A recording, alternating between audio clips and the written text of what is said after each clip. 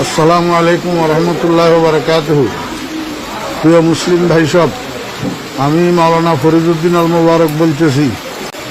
আমার মাদ্রাসা উত্তর হরিপুর জমিরিয়া মাদ্রাসা, বাংলা বাজার, ছাগলনাইয়া, ফেনী, সম্পূর্ণ পানির নিচে নিমজ্জিত। মাদ্রাসার টিন সেট ঘরগুলা দেখতেছেন আপনারা, সম্পূর্ণ পানির নিচে, এবং রান্নাঘর পানির নিচে, মসজিদের ভবন এবং মাদ্রাসার ভবন নিচতলা প্রায় 65 পানির নিচে। মাদ্রাসার নিচে নামলেই অথাই পানি, যেখানে ছাত্র শিক্ষকদের মাথার উপরেও 1 হাত পানি। এমতো অবস্থায় আমাদের খাওয়া দাওয়া, পায়খানা প্রস্রাব অসুবিধা হইতেছে, খাওয়ার পানির অসুবিধা হইতেছে। আপনারা দেখেন, এই শতাধিক ছাত্র শিক্ষক মাদ্রাসায় পানিবন্দী হইয়া রয়েছে।